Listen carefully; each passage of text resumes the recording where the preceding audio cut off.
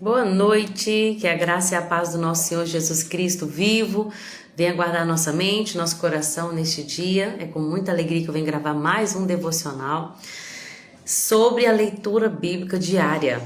Não sei onde que você está, você que está vendo esse vídeo, não sei o que você tem lido, mas eu gostaria de compartilhar algumas coisas, algumas reflexões que Deus coloca no meu coração enquanto eu faço essa leitura, principalmente de revelações práticas, de princípios que a gente coloca em prática.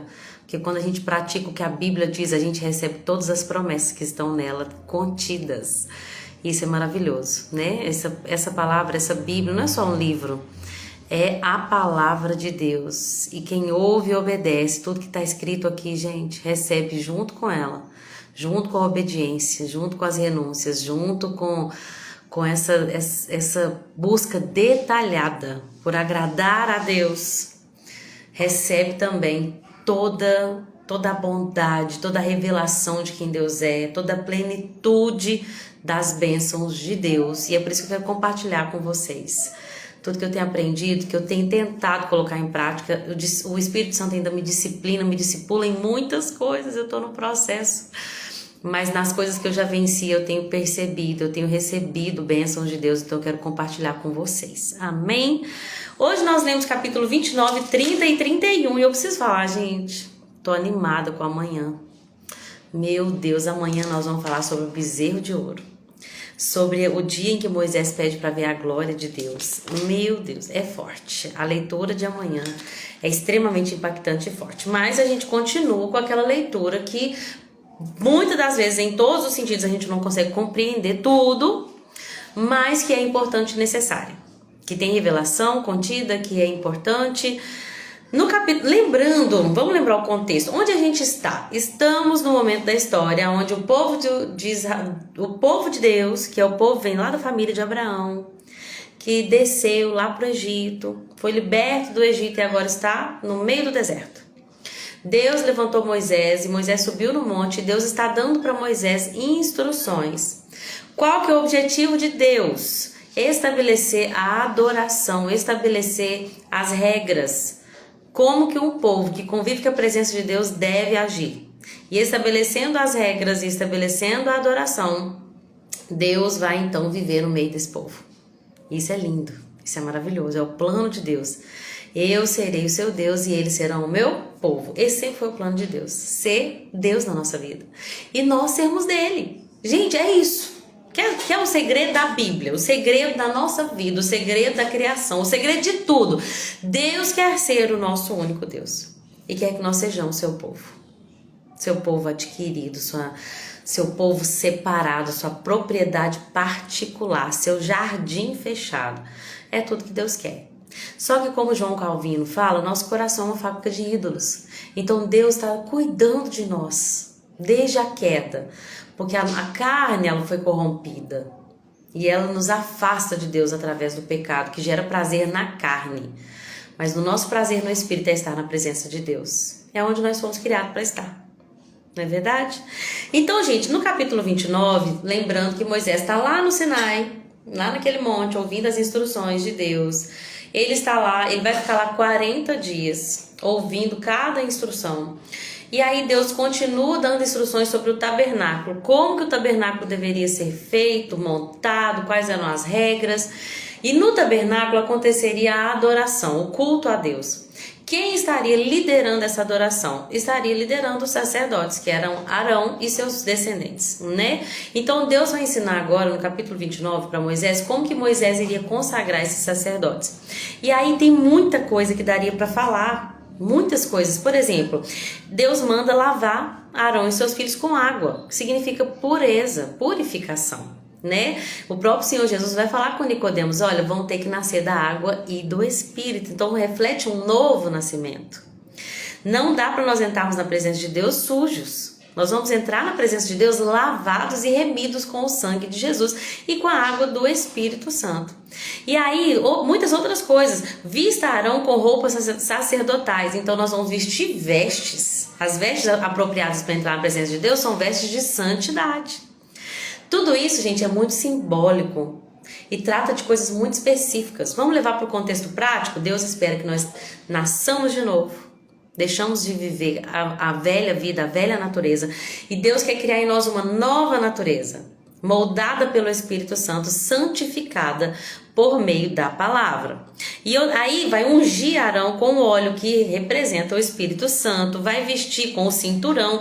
Tem muita coisa para falar aqui. Na hora de consagrá-los, era necessário um sacrifício. Toda vez que a gente lê sacrifício, a gente volta para Jesus, que fez o sacrifício perfeito de expiação por nossos pecados. Uma coisa que é interessante é que parte do sacrifício era feito...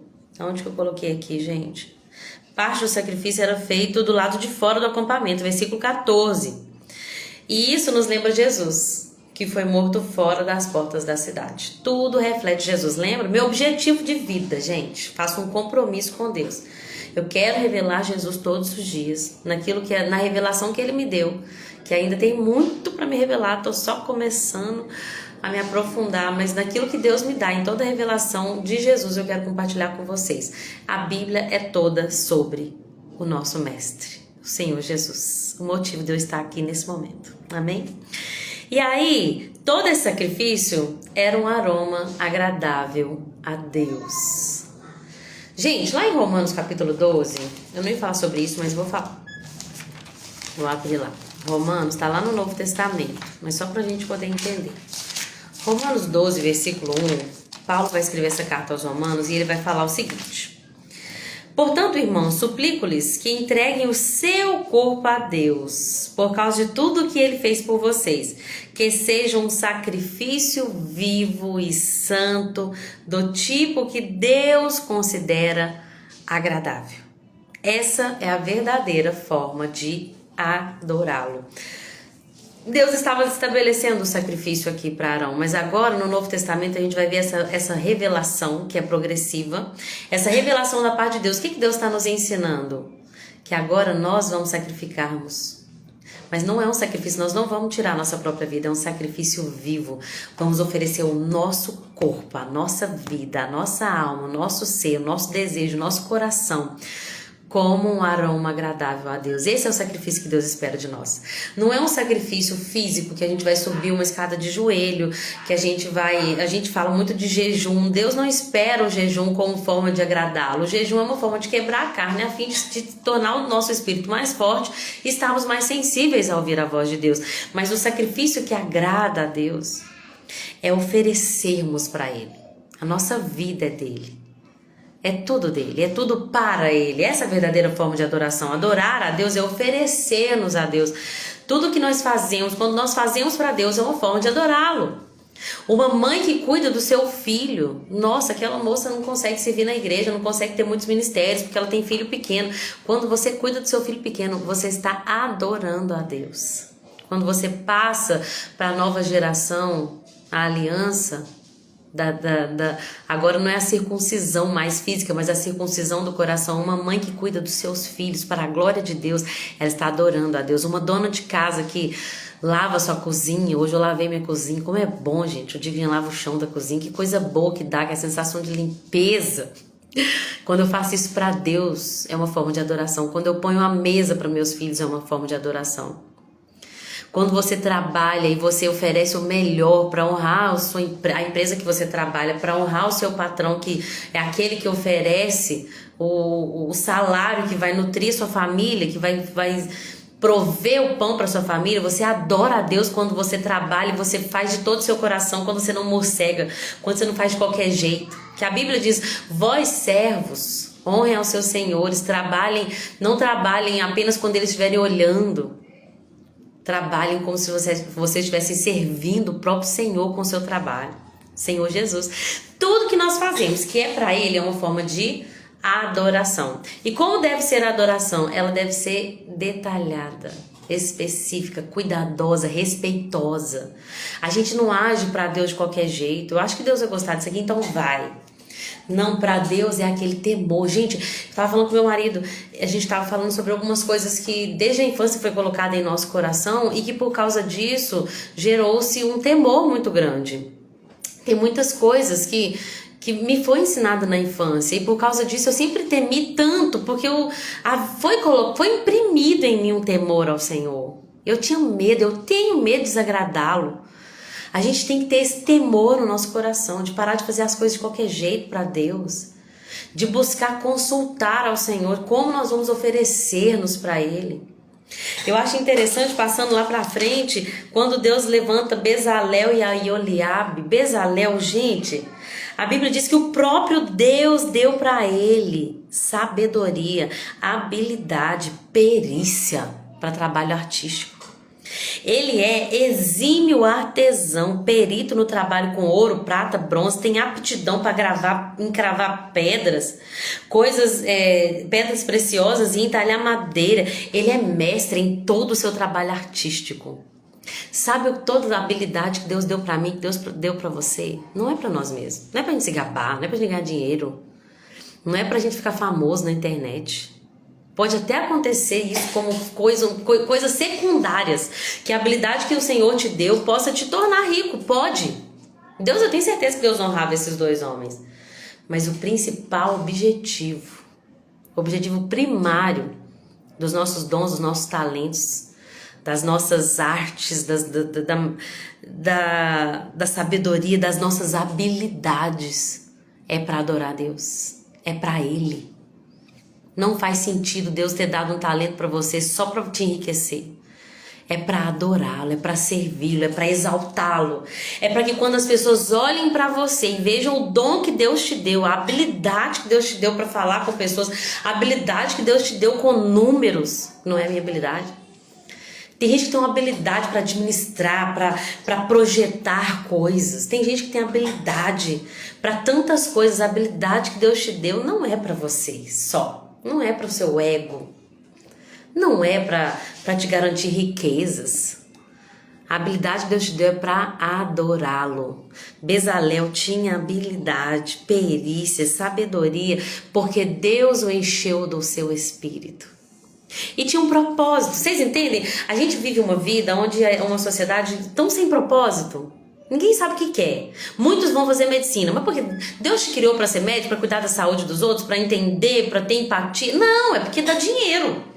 Eu vou ser médico porque dá dinheiro. Sabe, é tão sem propósito, por isso tem tanta gente vazia, infeliz, insatisfeita, deprimida, ansiosa. Por quê? Porque não tem senso de propósito. Eu não sei para que eu tô aqui. Gente, essa caneta não serve para projetar minha voz. Você entende? Essa caneta foi feita para escrever. E se ela tá aqui tentando ser um microfone e não dá certo, infeliz, porque tudo que ela quer é projetar a voz como o microfone projeta, mas ela não consegue. Por quê? Porque ela foi feita para ser uma caneta. E tá tudo bem, desde que ela cumpra o propósito que Deus tem na vida dela. Giovana, Jesus te abençoa. Que bom te ver você por aqui. Gente, quando a gente sabe qual é o nosso propósito, não importa se ele é grande, se ele é pequeno, se ele é visto, se ele é elogiado, se ele alcança multidões ou se ele alcança 1, 2, 3 pessoas. A alegria de cumprimento de propósito, segundo a habilidade que Deus deu. Por quê? Isso aqui não é uma criação de Deus, mas vamos conjecturar. Deus deu essa caneta, uma habilidade, ela precisa ser fina para que uma pessoa possa manuseá-la. Ela precisa ter tinta dentro dela. Ela precisa escrever, porque se ela não escrever, para que vai servir? Lembra de Jesus falando, para que serve o sal? Se ele não salgar, vai jogar fora. Você já viu isso, como meu marido falou comigo ontem? Você já viu isso, botar sal no sal, porque o sal não está salgando? Né? Eu e você temos um propósito. E quando nós entendemos qual é o nosso propósito e vivemos a habilidade que Deus nos deu para Ele, então nós temos a sensação, o senso de propósito cumprido. E este é o verdadeiro, esta é a verdadeira fonte de felicidade. A felicidade só vem quando nós entendemos qual é o nosso propósito. Não se compara, a gente não se compara. Vamos comparar esse ventilador com a caneta. Cada um tem um propósito. O ventilador não vai escrever para mim. Quando eu precisar escrever, ele pode até ventar aqui no meu rosto, mas eu preciso escrever. E a caneta não vai resolver a questão do calor. Qual é melhor do que o outro? Nenhum é melhor do que o outro. Não importa o preço que cada um encontra no mercado. Por quê? Porque cada um deles tem um propósito. Moisés, Deus deu para Moisés a capacidade de liderar, mas Deus não deu para Moisés a habilidade com as mãos, ele não era um artífice. E tá tudo bem, ninguém é melhor do que o outro, desde que cada um cumpra o seu propósito. Vocês entenderam, gente? Cada habilidade que Deus dá para cada pessoa é para adoração. Para adorar a Deus. Qual é pensa aí comigo agora. Qual é a melhor habilidade? O que as pessoas reconhecem em você que falam, uau, você é ótimo nisso? Onde você já ouviu elogios? Pensa aí agora. Lembra lá da escola? Qual que era a matéria que você saía melhor? O que sua mãe falava? O que essas pessoas ao seu redor falavam? Talvez sua habilidade melhor seja no esporte. Talvez seja na leitura, na palavra, na memorização, na fala. Essa habilidade aí que veio na sua mente, ela deve ser usada para a adoração, para a glória de Deus. Quando você colocar essa habilidade para a glória de Deus, você vai provar desse senso de propósito.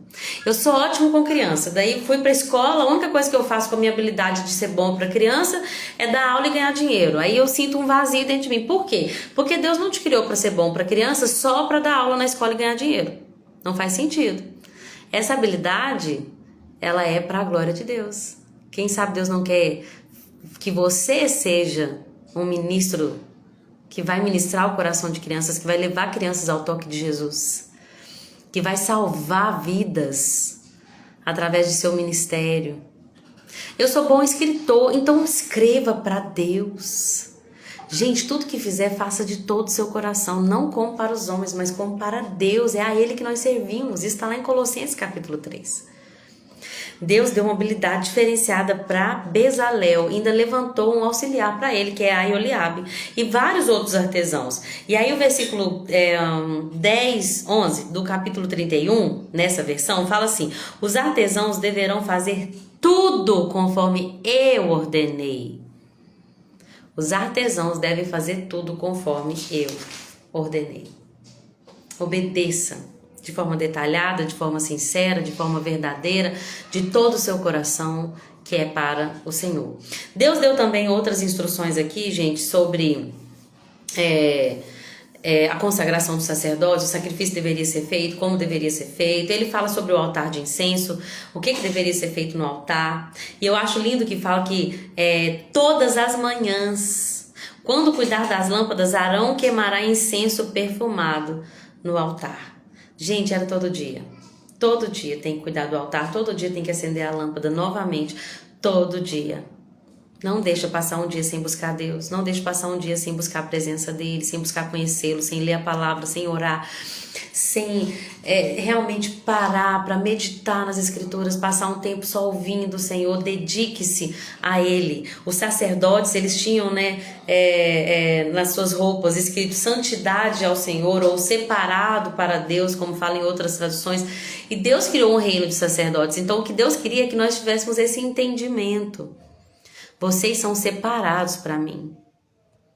Obedeçam, buscam, sejam devotos a mim, a Deus, acima de todas as coisas. Busquem ouvi-lo, busquem compreendê-lo, busquem a revelação de Cristo nas Escrituras e em tudo ao seu redor. Versículo 45 do capítulo 29, no final do capítulo 29, quando fala de Arão e da consagração de seus filhos, Deus fala assim, olha,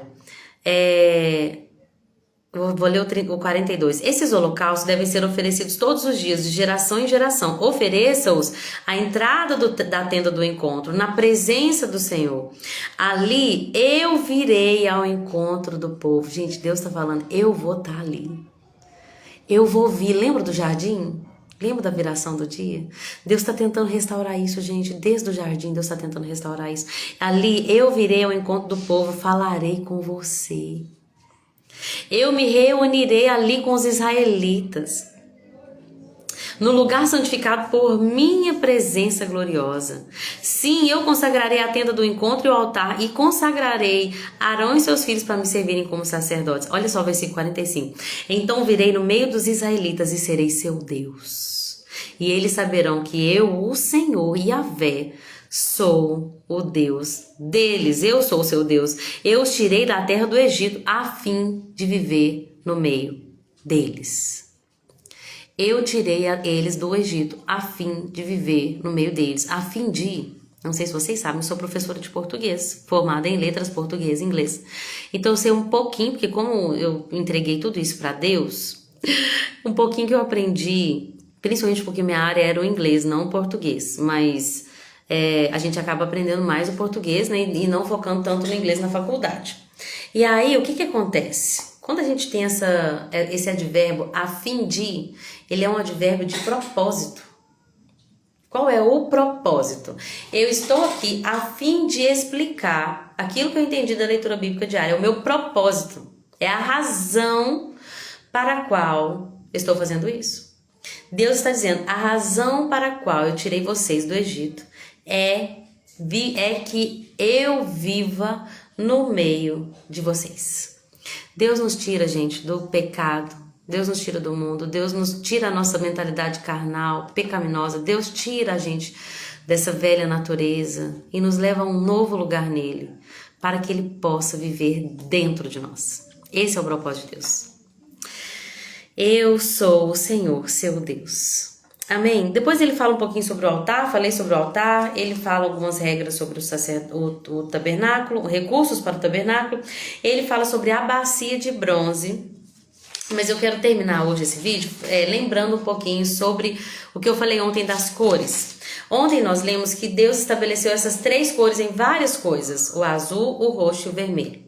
Em algumas traduções, azul, púrpura e carmesim.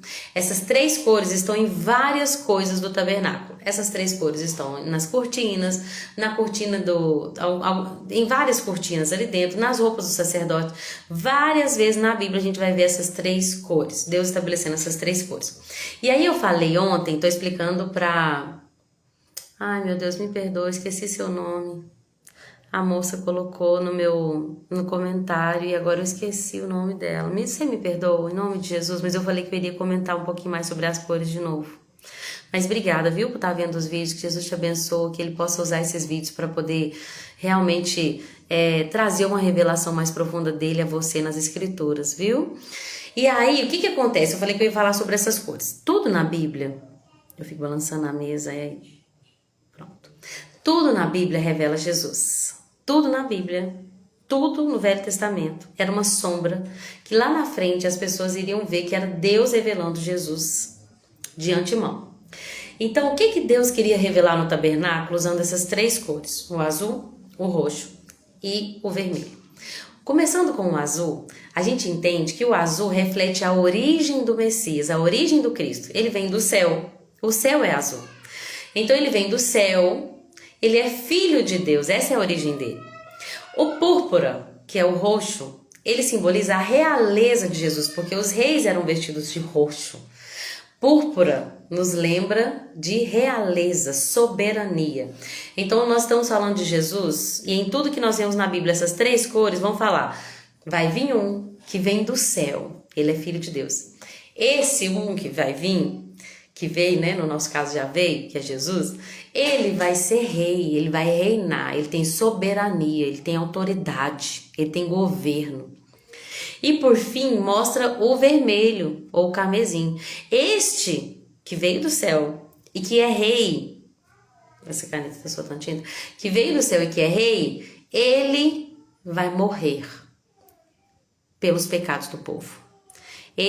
O sangue é vermelho, então nós nos lembramos assim da cor vermelha. E ela simboliza o sacrifício de Jesus, porque quando Jesus morreu na cruz por mim e por você, para que todo aquele que nele crê tenha a vida eterna, a Bíblia diz que todo o seu sangue foi derramado.